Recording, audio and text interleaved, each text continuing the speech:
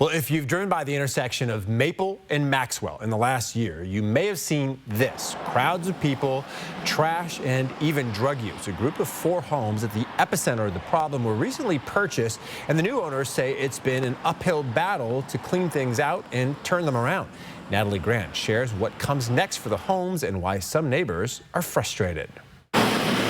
In the last year, the corner of Maple and Maxwell in Spokane has turned into a hotspot for illegal activity. Today, it's still littered with trash and needles, but a much quieter scene than just months ago. It's been a nightmare. Carol Kendall and her family have lived on this block for 11 years, and she says they have never seen the area swarmed with drugs and crime like this. We've had break-ins in the houses on this block. My car's been broken into, tires have been slashed, just being afraid. My grandkids are afraid to walk through the neighborhood. I have teenage kids that can't even walk from here to grandma's house a half a block away. From the outside, these homes were one that Chad Young and his team at Easy Home Buyer were used to encountering. We buy all sorts of houses, but for the people that don't want to put any $100,000 into fixing up a house, maybe evicting squatters, those are the type of situations that we handle on a regular basis. At the beginning of 2024, they purchased the 4 properties on the lot, but couldn't have predicted the road in front of them. It has taken us about 11 months to get the 60 plus people we had to evict out of the houses.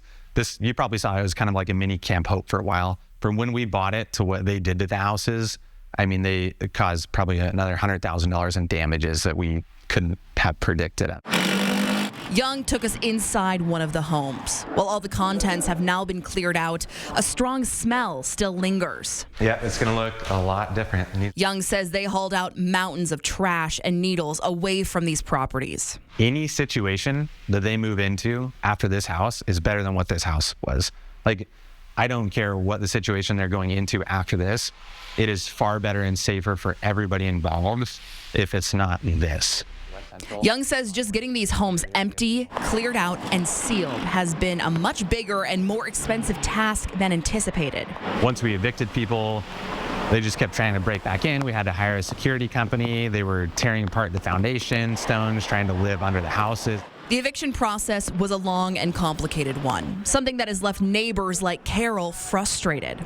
I didn't think that those people cared enough to take care of it because I've made so many phone calls to them that I just gave up.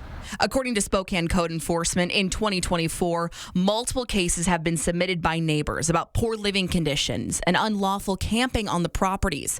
But Young says they were doing all they could. We had neighbors, the police, that were so angry that people were still living in this condition. And it was like, we've done everything the courts would allow us to do. It wouldn't matter how many times people called the police because of the excessive drug use, the violence. Until people were actually evicted from the home, we couldn't do anything. I mean, our hands were totally tied. Despite her frustration, Carol says she's noticed a difference in the area as of late and hopes things continue to get better. My hope is that the people who live here can live in peace and that that my grandchildren can walk to 7-Eleven without worrying about being harassed or stepping on a needle. And as for the future of the 4 properties, we're going to turn them into homes that families can actually live in again. And we're going to turn them into like a nice house again, which is nice. It's safe. It's going to clean it up for the neighborhood. Young tells me that homes of this size would usually take about 2 to 3 months to flip, but these ones are looking closer to a 9-month timeline.